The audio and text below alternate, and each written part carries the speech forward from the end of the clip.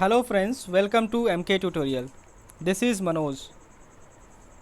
In today's class, we are going to discuss the most important chapter of English grammar, that is interrogative sentence.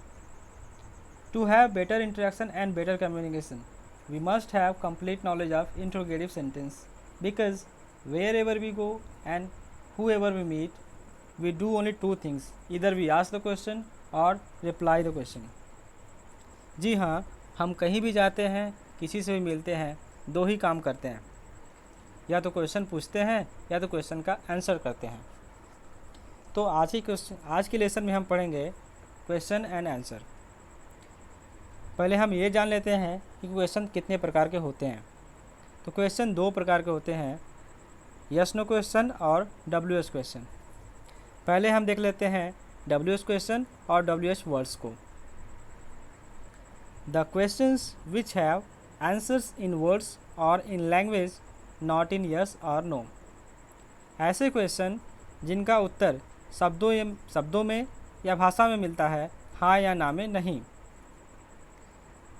देखते हैं WH words को और उनकी situations को।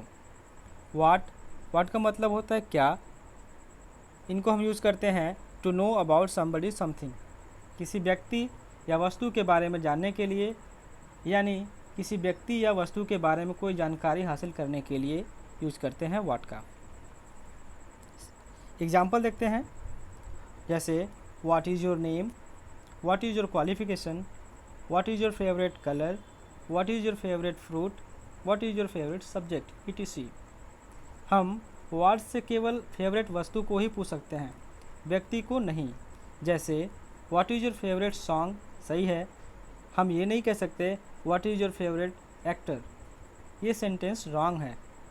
व्यक्ति के लिए हम हु का यूज कर सकते हैं, जैसे who is your favourite actor, who is your favourite singer, who is your favourite cricketer etc। अब देखते हैं दूसरा, who, to know the name और आइडेंटिटी ऑफ समबडी, किसी व्यक्ति का नाम और उसकी पहचान या उसकी पहचान जानने के लिए हम यूज़ करते हैं हु का। हम दो तरह के क्वेश्चन देखेंगे।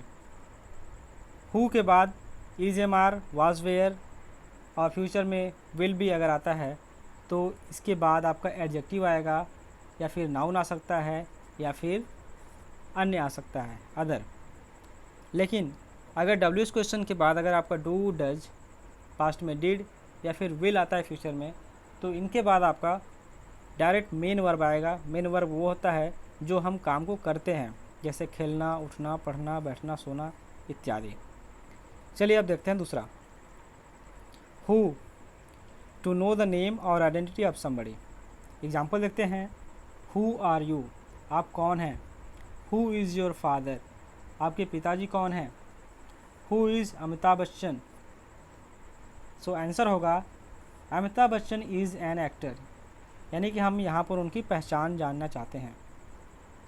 चलिए देखते हैं next, why, to know the reason, कारण जानने के लिए हम यूज़ करते हैं वाई का। हम जो भी काम करते हैं उसका कोई न कोई कारण होता है, जैसे वाई आर यू हैप्पी, आप खुश क्यों हैं। वाई इज सी सैड, वह उदास क्यों है। Y do you love samosa, Y do you like samosa etc। आप देख सकते हैं इज एम आर के बाद आपका एडजेक्टिव आ रहा है, या फिर नाउन आ सकता है, या फिर अन्य। लेकिन डू डज के बाद मेन वर्ब डायरेक्ट आ रहा है। अब देखते हैं next, when, to know the time, समय जानने के लिए हम यूज़ करते हैं व्हेन का। जैसे व्हेन इज़ योर एग्ज़ाम, आपका एग्ज़ाम कब है।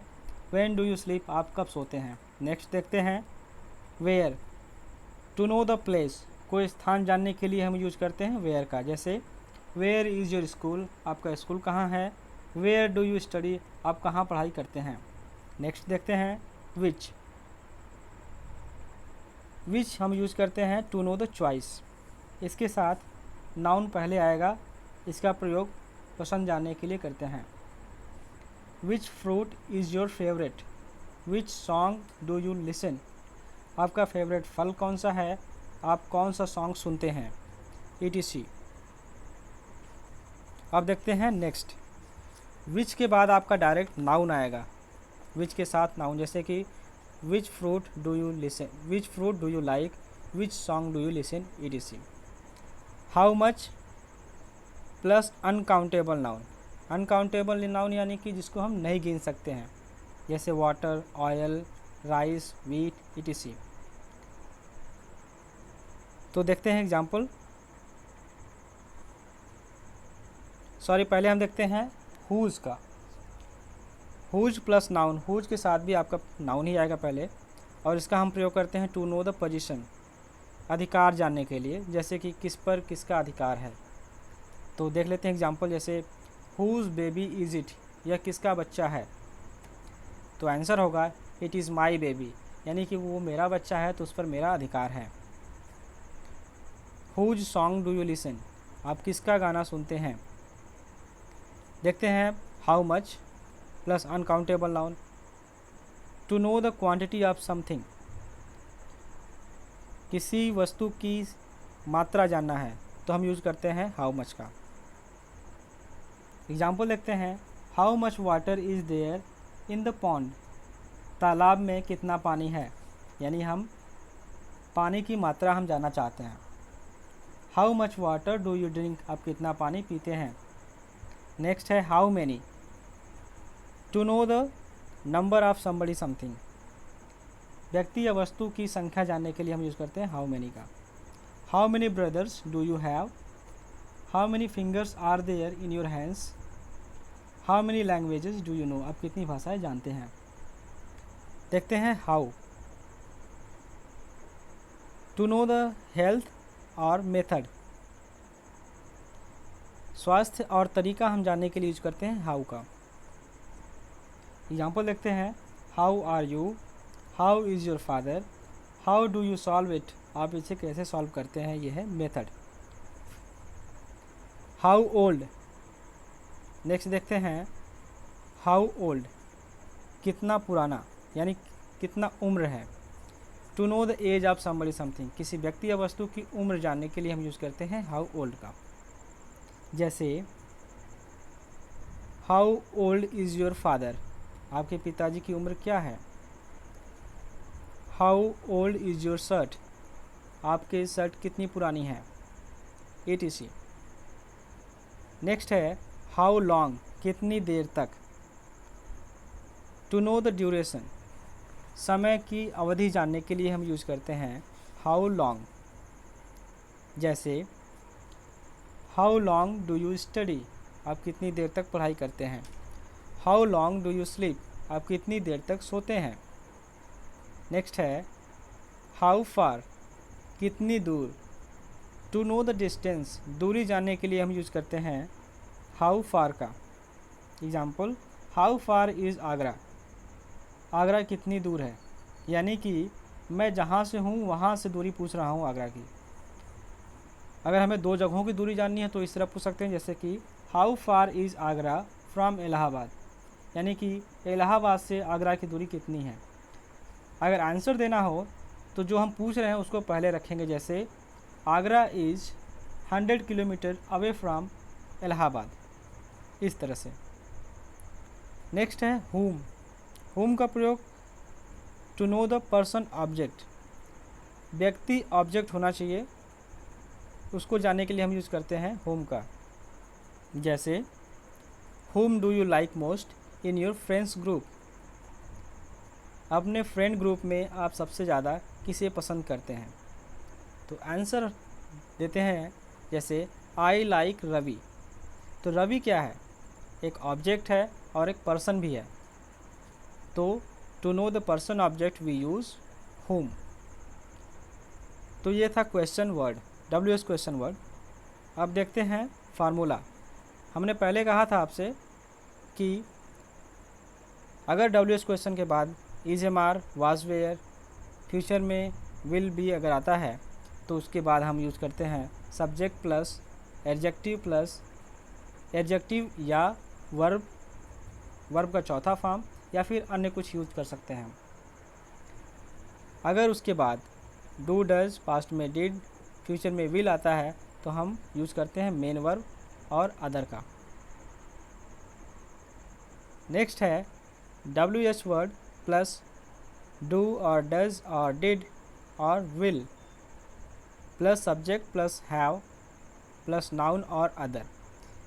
तीसरा वाला फार्मूला हम यूज़ करते हैं, कोई वस्तु जब आपके पास है, कोई बीमारी है, कोई वस्तु है, संबंधी की संख्या है, ये बताने के लिए।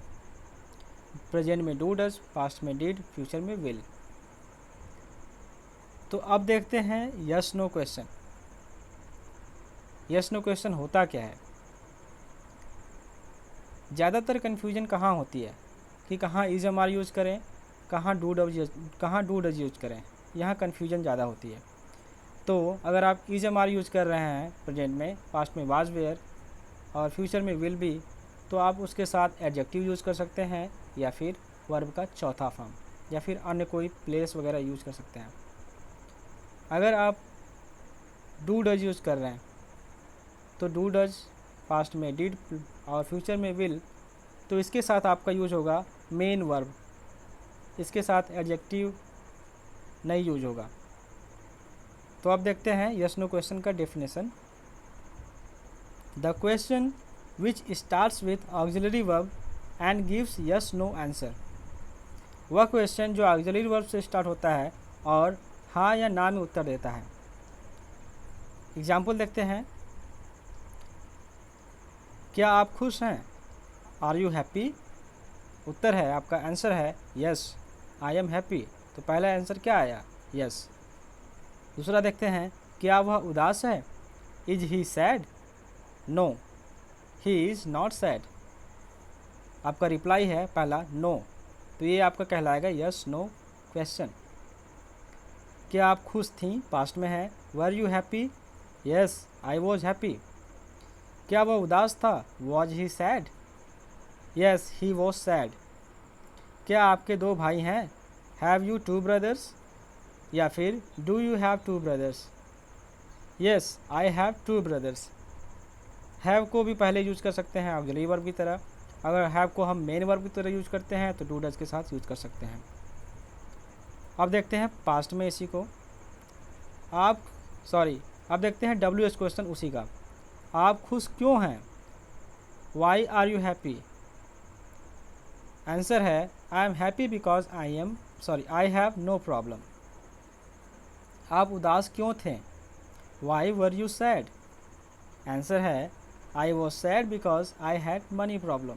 मैं उदास था क्योंकि मेरे पास पैसा नहीं था। अब देखते हैं अगला, जो डू डज और मेन वर्ब के साथ आएगा।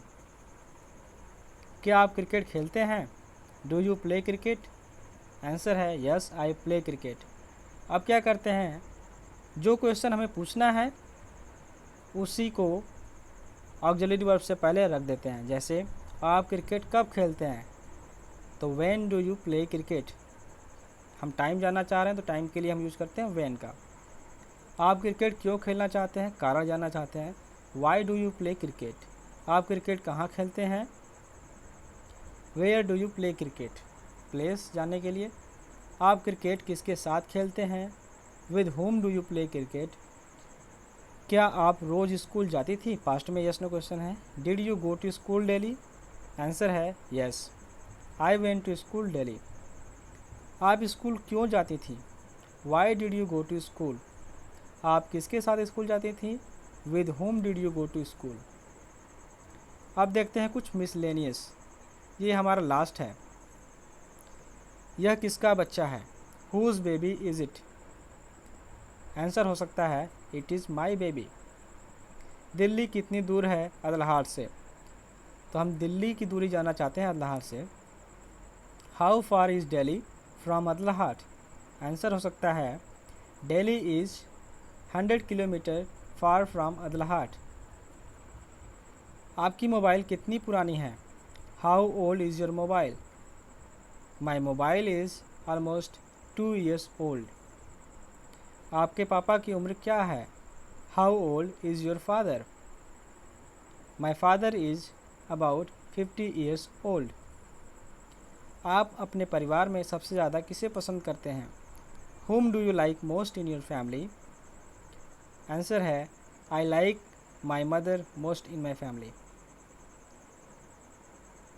नेक्स्ट है, आप रोज़ कितना पानी पीते हैं? How much water do you drink daily?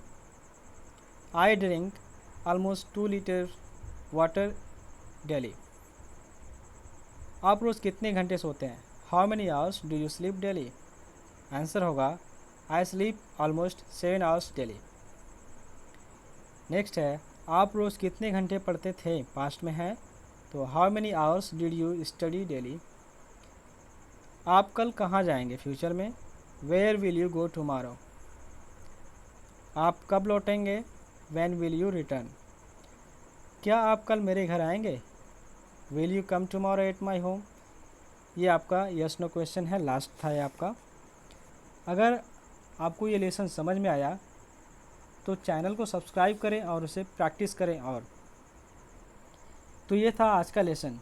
जो भी कन्फ्यूज़न हो उसे कमेंट बॉक्स में मेंशन करें और इसी से मिलता जुलता क्वेश्चन और बनाएं ताकि आप चीज़ों को और बेहतर प्रैक्टिस कर सकें। तो फिर मिलते हैं अगले क्लास में, तब तक के लिए गुड बाय।